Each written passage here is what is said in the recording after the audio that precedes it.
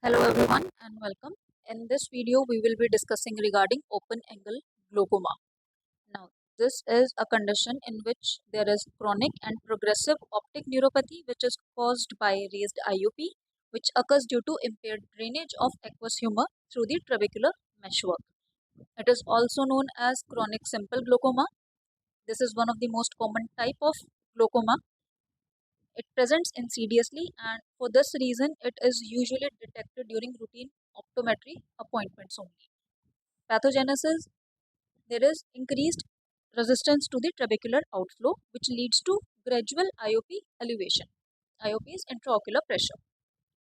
There is damage to the optic nerve, which occurs because of the mechanical compression and ischemia also.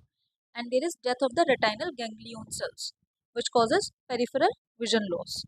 Now, risk factors for open angle glaucoma is age more than 40 years, family history of glaucoma, myopic patients, history of diabetes mellitus or hypertension, patients who have been on long-term steroid use.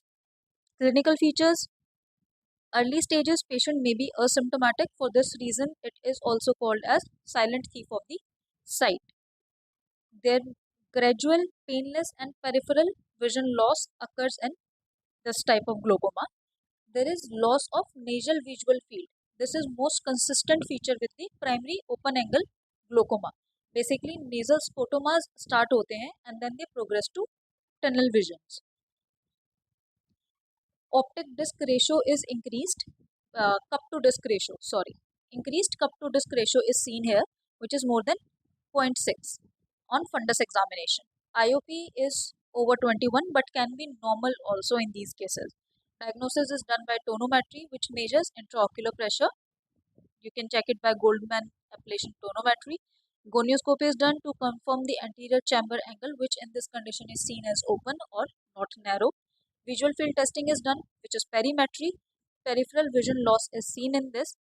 Optical coherence tomography can be done to assess the thinning of the retinal nerve fiber layer. Now, management is medical therapy. Prostaglandin analogues like latanoprost and bimatoprost can be given. They increase the uveoscleral outflow. Beta blockers like timolol can be given. They increase aqueous humor production. Carbonic anhydrase inhibitors can be given like dorzolamide, acetolamide. They reduce intraocular pressure. Alpha agonist like brimonidine. They will reduce production also and increase outflow as well.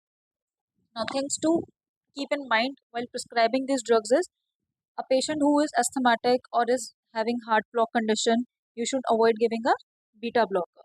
When you are giving drugs like brimonidine, which is alpha-2 agonist, avoid taking a tricyclic antidepressant or a monoamine oxidase inhibitor along with it. Okay. Now, surgical therapy includes laser therapy, in which selective laser trabeculoplasty is done and argon laser trabeculoplasty is done.